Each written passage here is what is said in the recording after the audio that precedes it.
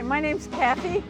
I'm from Cincinnati, Ohio, and I'd like to talk today about my dad, William Hermes, who was a wonderful father and inspired me to become a scholar and a historian.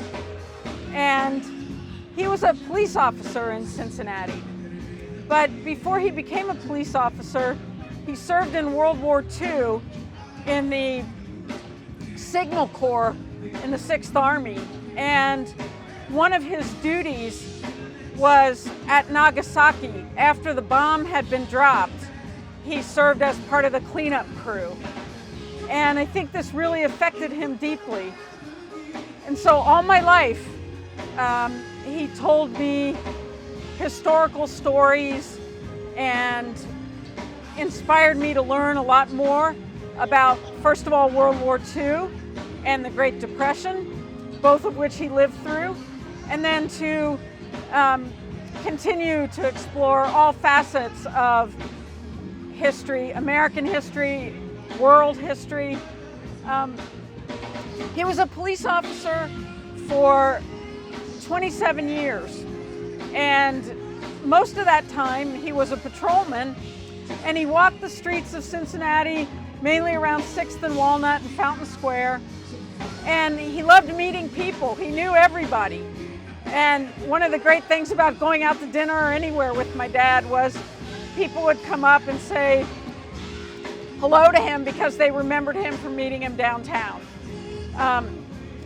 Later on in his career, he became a detective and a fingerprint expert. My dad always believed that one of the important things about policing was that as an officer, you had to always stay calm and maintain your composure and never get violent. And I think that's something that a lot of police officers have trouble sticking to. And maybe he did too, I don't know, because I don't know what he was like on the job. But I never remember him even showing anger or raising a hand to anybody, even when we were little kids, and maybe did something bad. He always talked to us about what we did. And I think I just remember this very tall and imposing man. He was 6'4", but he was always so calm and so loving. And later on in my life, I really struggled. I dropped out of college and I didn't know what to do, and then I went back to college. And unfortunately, in the same year that I graduated from college, he passed away 3 weeks before my mother passed away. They died in 1985, 3 weeks apart.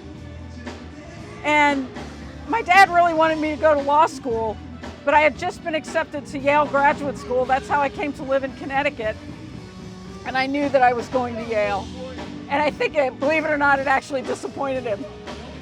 But later on, I did go to law school at Duke, and then spent 25 years in Connecticut as a legal history professor at Central Connecticut State University. And now I publish the great magazine, Connecticut Explored, which is a history magazine. And I hope today my dad would be proud of me. I know that he always inspired me, and I felt very proud to be his daughter.